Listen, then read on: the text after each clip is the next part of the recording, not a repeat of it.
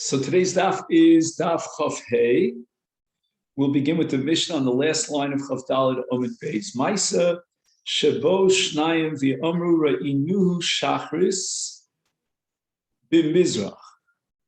So two Adam came, and they said that on the 29th day of the month, in the morning, very close to sunrise, we saw the new moon, and we saw it on the east side. And continuing here on Daf Chav Hey, and continuing with the Edus, Arvis, in the evening, B'marav, we saw the moon towards evening, towards sunset, on the western side. Rabbi Yochanan ben Nuri, Eidei Shekerhem. These cannot be honest Eidim because it's impossible that the Levana would move at that speed within 12 hours between the morning and the evening to go all the way from the Mizrach to the Marav. That's important. That's impossible. But nevertheless, when they came to Yavna, that's where there was a Sanhedrin at that time. Kiblam Rav Gamliel accepted their testimony, and he was Makadish the Chodesh based on that testimony, because it is possible that the Levana goes b'derech ktsara on occasion, and it's possible that it could go from Mizrach to Marav, even in that short amount of time, from morning till evening.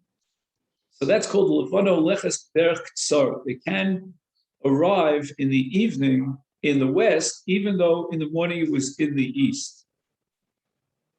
Rashi himself has another interpretation which he rejects, that they were saying that in the morning they saw last month's Levana, and then in the evening they saw this new Levana. And we know that there's got to be a 24-hour period of time called the Molad period where it's not visible. You can't see it. It couldn't have been within 12 hours that you saw both last month's Levana and this month's Levana, because between them there would have to be a Molad when the sun and the moon are directly opposite each other, when you can't see the moon at all.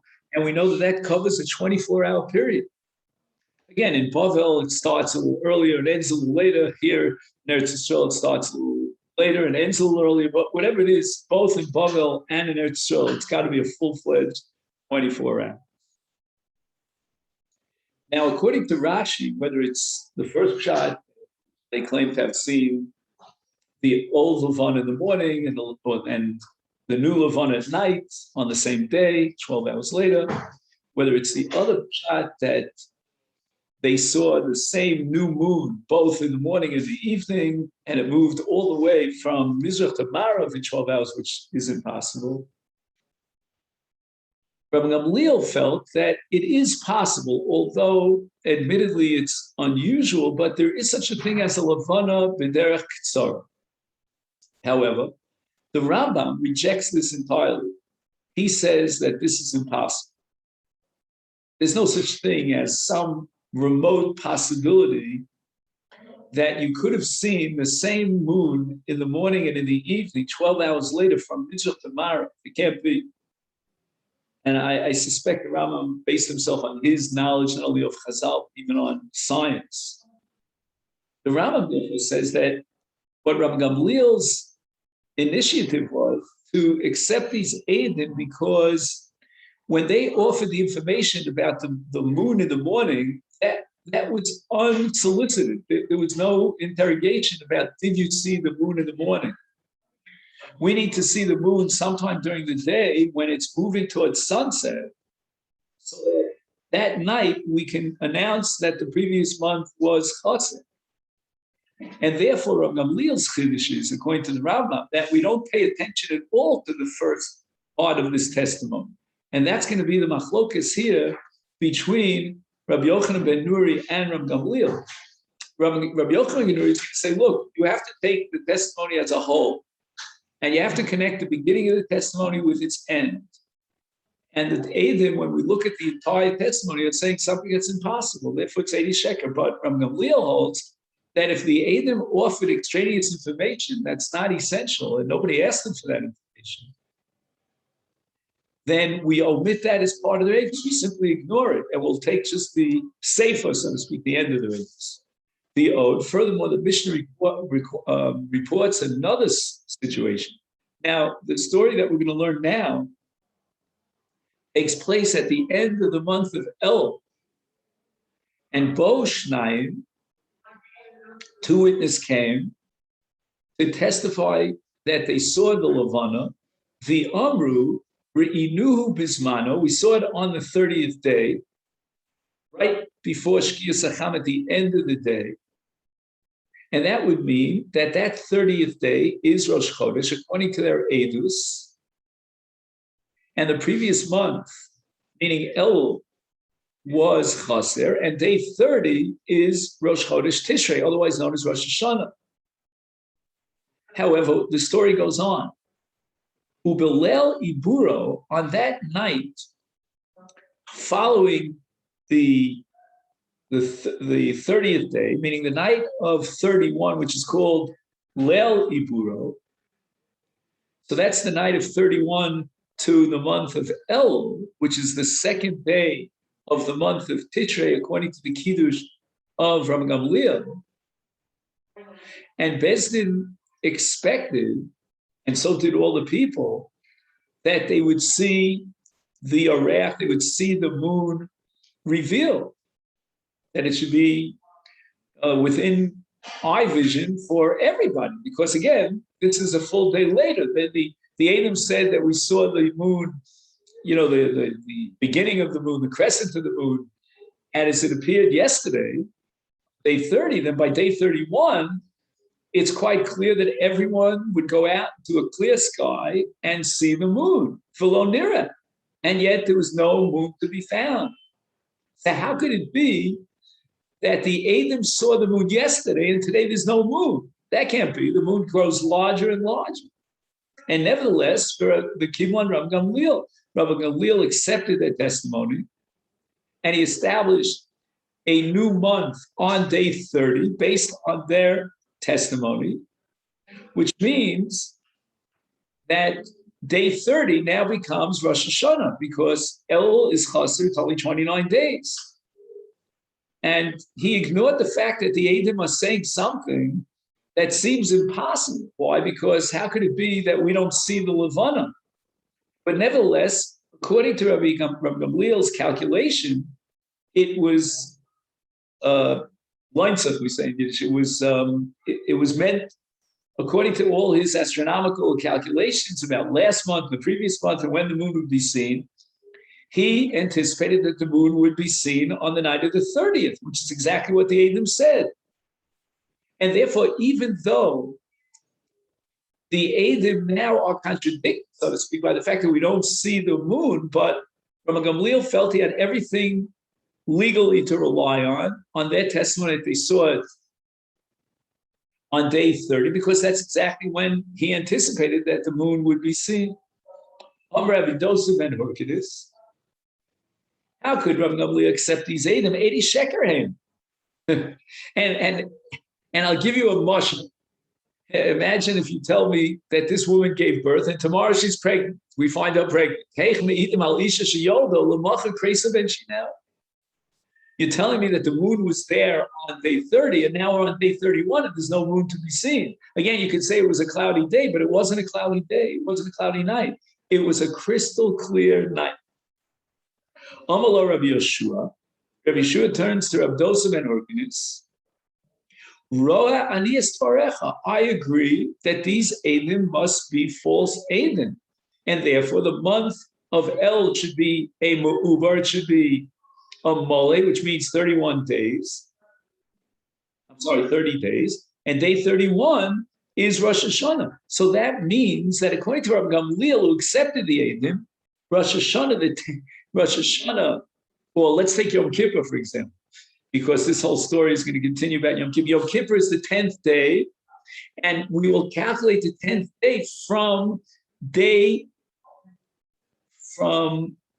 30 of El, because El is Chaser. We accepted the Eidos of testimony on the 30th. According to Rabbi Dosa and according to Rabbi Yoshua, Yom Kippur will be the next day, which according to Rabbi Gamliel, it's day 11 in the month of Tishrei. Because according to both Rabbi Dosa and Rabbi Yeshua rejecting these Eidim, therefore we have to assume that El is Moleh. It's Ma'ubah. And we have to postpone and delay Rosh Hashana by one day. Sholach lo Rabbi Gamliel, and apparently Yushalmi says that he sent none other than Rabbi Akiva as a shliach to Rabbi Gamliel. Now we have to keep in mind two facts. One fact is that Rabbi Gamliel was the Nasi, and he's the final word when it comes to Kiddush HaChodesh and so forth. Point number two is that Rabbi Yoshua was even a greater scholar than Rabbi Gamliel, but he didn't have the official position of a Nasi. And Rabbi Gamliel was certainly afraid that because of the status of Rabbi Yoshua, when the people will find out that Rabbi Yoshua postponed Rosh Hashanah by a day, and therefore Yom Kippur by a day, they are going to follow his ruling against Rabbi Gamliel, against the Nasi, and they're going to violate Yom Kippur. And therefore, Sholach lo Rabbi Gamliel goes Rani Olech. In my capacity as a Nasi, I decree Shetovo etzli b'makolcha u'b'mosecha b'yom ha'kippurim shechal lios b'cheshbonecha. Meaning, on the day after Yom Kippur, which is the 11th of Tishrei, according to the cheshbon of Rabbi Gamliel, for you, Rabbi Yoshua, it is Yom Kippur. I command you to show up together with your makil, which means that you're going to have to carry your makil and violate Meleches Hotzah and desecrate Yom Kippur according to your cheshbon. And not only that, you're going to carry with you Ma'osecha, which is Muktzah, and Tiltul Muktzah is prohibited on Yom Kippur.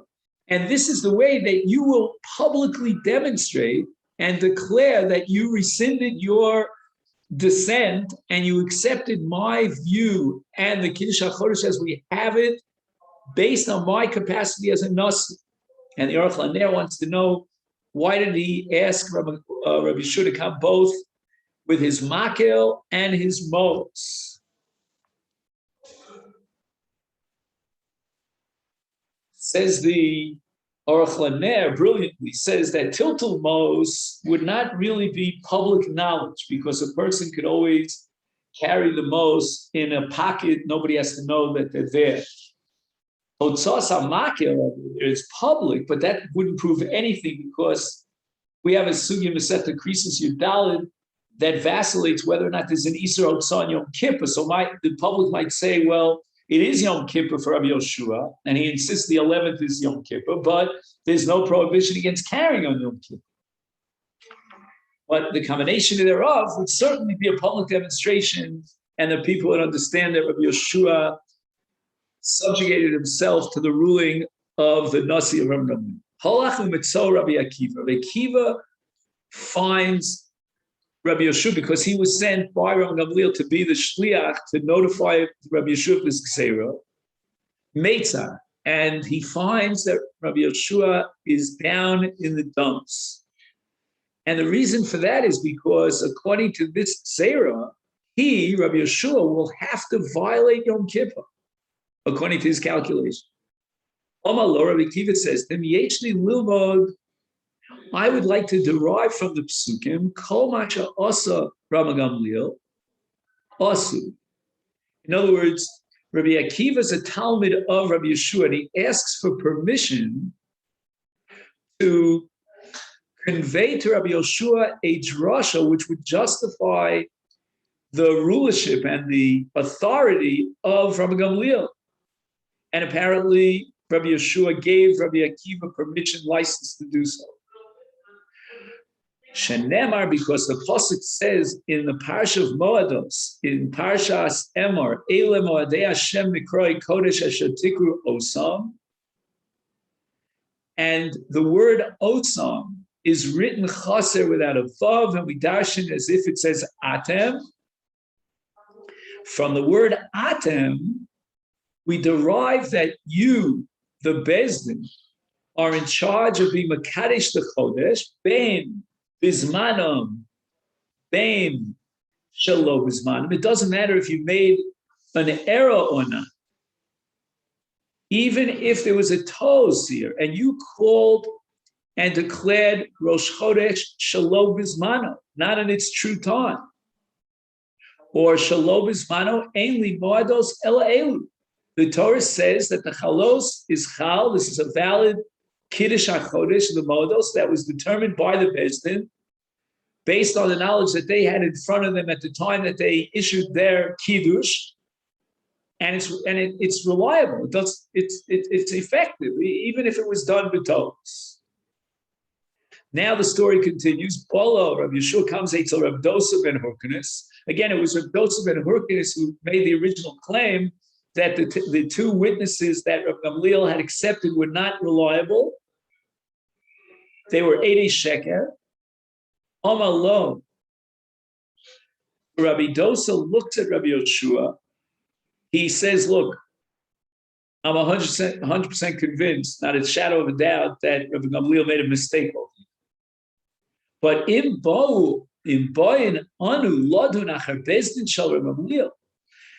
we have to revisit and investigate what was a decision of the Beis Din Rabbi Gamliel, and now we have to rethink it, and we have to perhaps establish that it was a Beis Din that made a mistake, and therefore we have to completely negate it and nullify it, is then logically,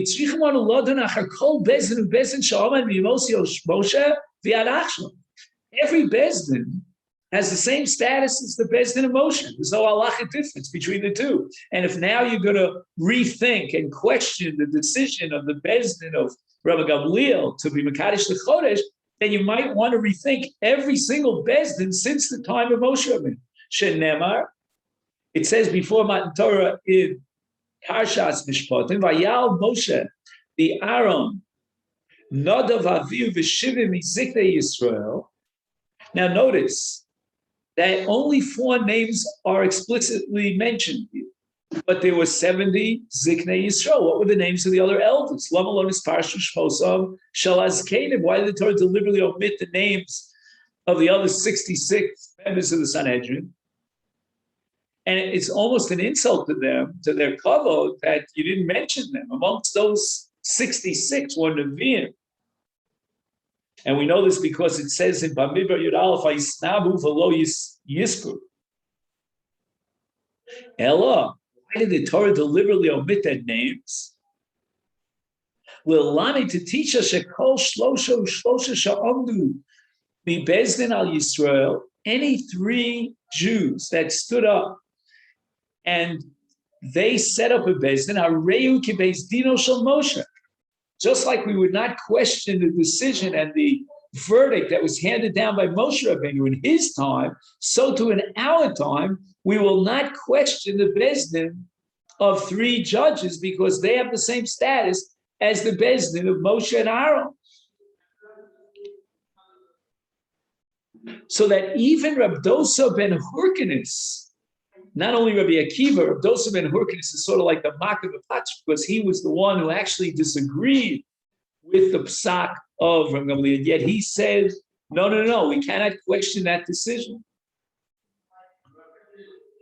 Is therefore Rabbi Yeshua was makabel these words of Rabbi Dosa, Natal maklo ma'osa biyada v'holach biyavne liyavne tzol Rabbi Gamliel biyom shechal lios yom kippurim lios b'cheshbon. On that day, which is the 11th of Tishrei, according to Rabbi Gamliel's cheshbon, Rabbi Yeshua, who, according to his cheshbon, that was the day of Yom Kippur, and he came and fulfilled the decree of the Nasi of Rabbi Gamliel. Amad Rabbi Gamliel Mishako, Rabbi Gamliel kissed him, al Rosho, Amalo, Bo B'Shalom, Rebbe V'Talmidi. That's on the one hand, you're Rebbe, because you're Rebbe B'Chachma, you're greater than me. And on the other hand, Talmidi, you're also my Talmud, because Kibalta es Dvarach. You're my Talmud in the sense that you feel committed to accept the psak of the Nas. And now we start the Gemara. Tanya, It's very possible that in the first case, it listed in the Mishnah that the Levana, the new moon, was on the eastern side in the morning, and it reached the western side in the evening. Kach mikubalni mi beis avi ava. This I have as a Masorah from my family. Pa'amim sheba ba'rucha u'pa'amim sheba b'ktsara. As we said at the beginning of this year, sometimes the moon goes through a longer journey, and sometimes through a shorter journey. Therefore, in a case of a derech ktsara, it's very possible that from morning to evening it would traverse Mizrach to Ma'ariv. Omer Rabbi Yochanan, my time of debate, Rebbe.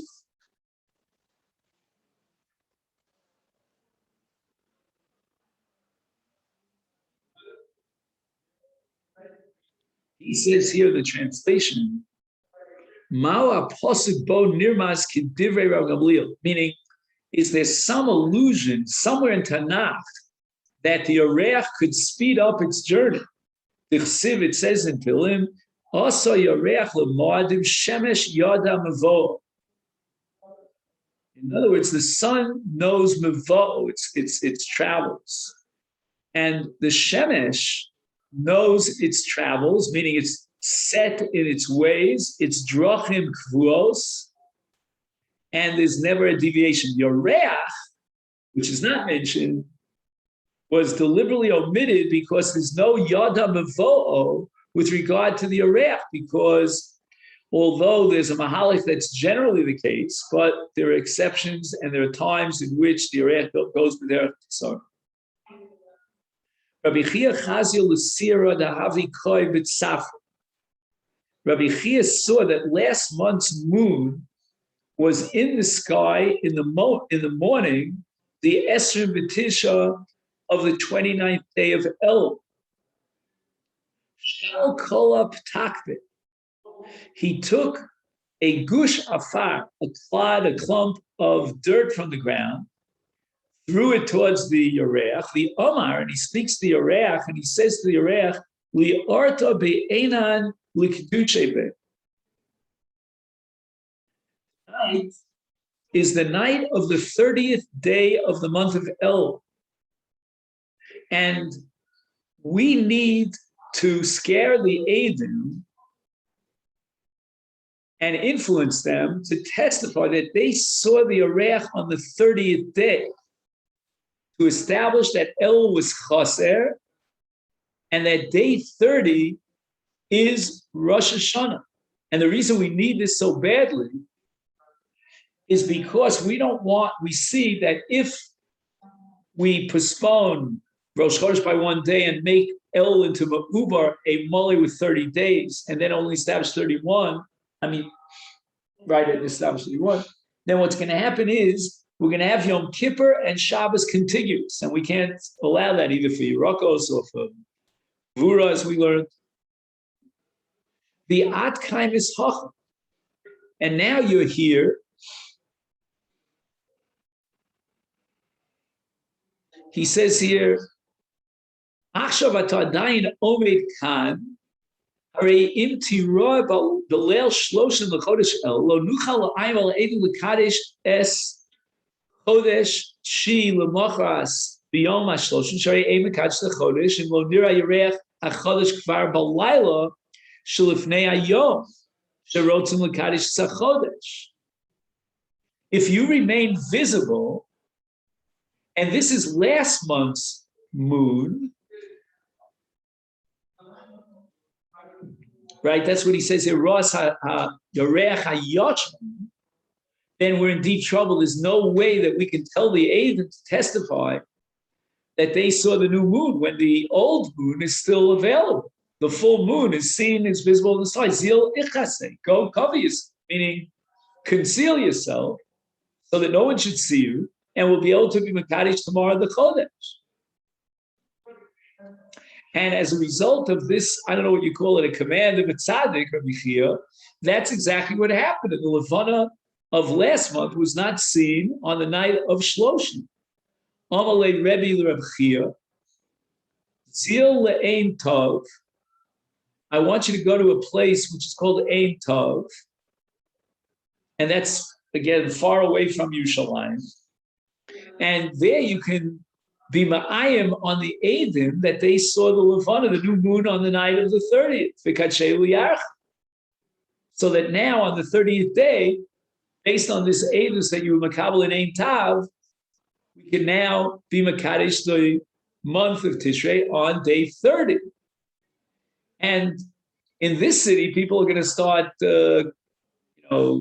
kvetching about it, but because they're going to say Shalom Kedin, because somebody did see the last month's moon on day 30, on day 29. And therefore go to this place, Ein Tov, and there no one is going to complain, no one is going to accuse you of doing it. And again, all this is based on the fact that during the period of the Molad, the Levana is concealed and it cannot be seen for 24 hours. And Rebbe says to Rabbi Chia, once you Makadish the Kodesh in Ein Tov, then send me a message. And the message that I want to hear from you is David Melech Yisrael Chai V'Kaim. In other words, Niskaima Re'iyas HaLevana Ba'olam, and David Melech is always Nimshal to the Levana, as the Pasuk says in Tehillim Peites, V'chis'o Kishemesh Negdi Ki Arech Yichon Olam. That's why we have the meaning of saying David Melech Chai V'Kaim in Kiddush HaChodem, when we Mavarech the we learned to the right. There was a very heavy cloud formation in the sky, and it became a little bit dark. And Nireis Mus Levana be Esrim V'Tisha L'Chodesh. On the 29th of El, they saw something in the sky that looked like the moon, but it really was not the moon.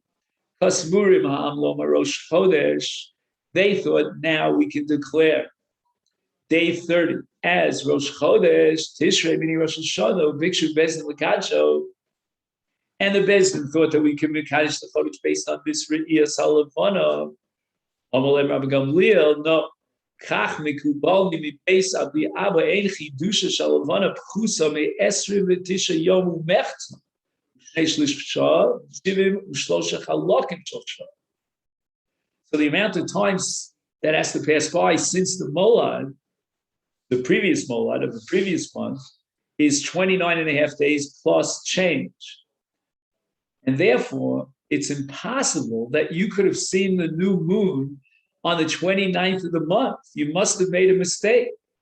And maybe there was some clouds there. And on that day that they made a mistake, and Rabbi Gamliel wanted to publicize the fact that it was not Rosh Chodesh, Mesa Imo Shel Ben Zaza, we don't know who that was. And his Peter Rabbi Gamliel, Hesped Gadol, he made a big deal about her Hesped. And why? She wasn't on such a great level. Because on Rosh Chodesh, and certainly on Rosh Chodesh Tishrei, which is Rosh Hashanah, we don't give Hesped.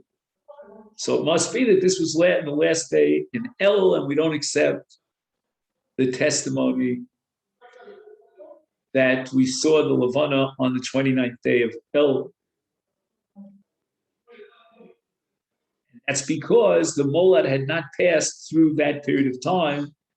That is the minimum, the time from last Molad. Rabbi Akiva makes it. The Mishnah says Rabbi Akiva found Rabbi Yeshua in a very bad state. He boiled me Meitzar. Rabbi Akiva Meitzar. The language of the Mishnah is unclear. There's a dagly modifier. Oh, Rabbi Yeshua makes it. Tashma. We have a brayso that says Rabbi Akiva u'mitzar. Oh, Rabbi Yeshua kshu Meitzar. So clearly, it's explicit that Rabbi Yeshua was the one who was mitzar because the tzera of Rabbi Gamliel. Omar lo. Rabbi. So Rabbi Akiva turns to Rabbi Yeshua. Ma'atab Meitzar, Omalo, Akiva, Roylo, Rabbi Yeshua, Sheyipo Lemita. I should really be sick for a full year. The Al Yigzar Olav, he's talking about himself in third person, Rabbi Gamliel, Gzeira Zula Chalel, Yom Kippur. So why should you be surprised if I'm in a bad mood? Rabbi Akiva responded, Rabbi, Tarsheni Lomar Lefanecha Dover Echad Shalom Limanitani. Can you give me permission to repeat what I heard from you? Omalo Emar, you gave me permission. Omalo, Rabbi Akiva said, Areu Omer, the Pasuk says in the parish of Moados in Emar, Atem, Atem, Atem, 3 times. And it says, Ashetiku Osam as Atem, without a vav, aser. And what do we derive from this? Atem afilu shogigim, atem afilu mezidim. Even if Bezdin made a boo-boo, they made a mistake in the kiddush,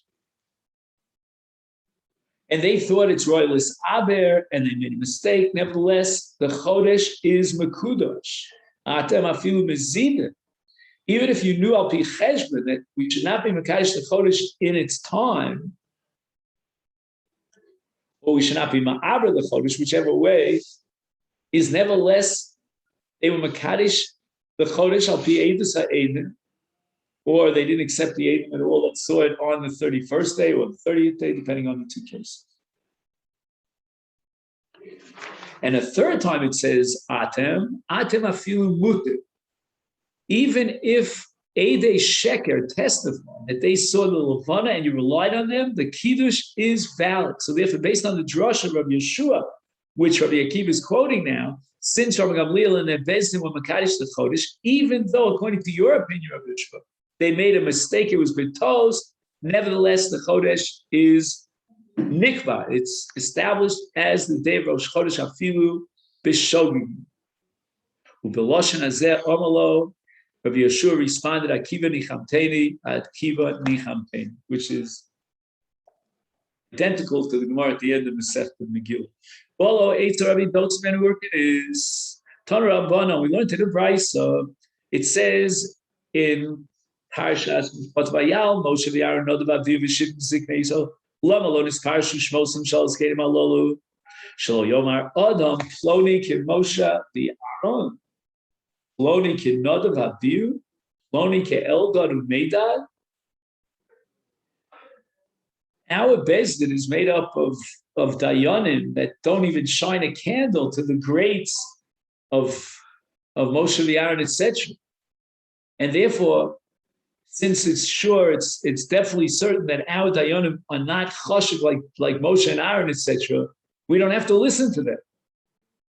However, the Brisa says that now the Torah omits the names of these Canaan. It's telling us that even if the Dayan was not chashuv Moshe v'Aaron, nevertheless, chashuv ke'echad misharas Canaan mibezdin shel Moshe. V'eincha yodea mihem. We don't know who these other 66 Dayanim were, but any Dayan in any generation might reach up to the level of those greats who were the 6. By the way, those 66 members of Sanhedrin were Nevi'im, not all of them, but many of them were Nevi'im.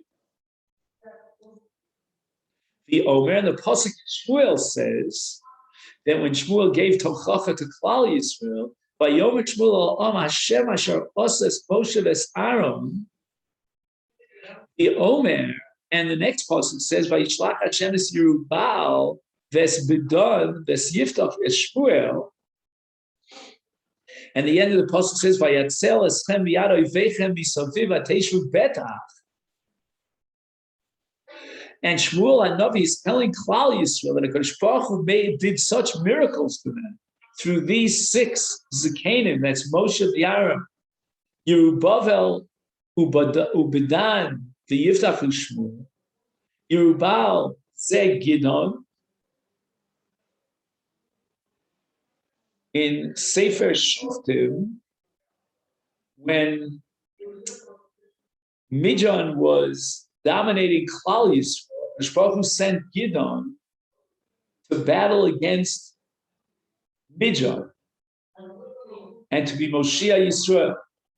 After a successful, victorious battle, they wanted to appoint Gidon as the king of Israel, but Gidon refused. He stepped aside. He declared, "Lo emshol ani bachem." etc. And Gideon returns to his house, and the land of Israel was peaceful without any battles against its enemies for 40 years after the death of Gideon. V'lama nikra shmo Yerubal, why does Tanakh call him Yerubal? Sha'asa mariva in Baal. He stood up against the Avodah Zarah that was commonplace at that time. That's called Baal. And nitatz balayla es mizbecha. He destroyed the mizbech, the altar for this Avodah Zarah called Baal. Bidon says Shimshon. Now Shimshon, again in Sefer Shoftim, when the Plishtim were defeating Israel, HaKadosh Baruch Hu sent a malach to tell Eshes Manoach, who was a barren woman, that she would give birth to a ben chayil, some very strong power, and that he should be a Nazir, and he will defeat the Plishtim and save Klal Yisrael from the Plishtim. And this turned out to be none other than Shimshon, who was so powerful, and he fought against the Plishtim for over 20 years. And at the end of his life, he brought the pillars down when they were anyway. Thomas Nafshi and Plishtim, and that's been done because he came from Shevet Dan. Lamanik Rishmo done the Asi done me done. He came from Shevet. Yiftach Hu Kimashmo. In other words, we always know him by that name. We don't have any nicknames for him. And again, in Sefer Shoftim, the Bnei Ammon were battling against Klal Yisrael, and the Ziknei Gila came to Yiftach, who was the Gibar Chayil, and they say, Lecha, please do us a favor. You will be the officer in charge, you'll be commander-in-chief, and battle against Bnei Ammon. And they promised him that if he agreed, he would become the Rosh, he would be appointed. And Yiftach went and he did this. He defeated Bnei Ammon. He beat them in the war. And then he was a shofet for Klal Yisrael for 6 full years.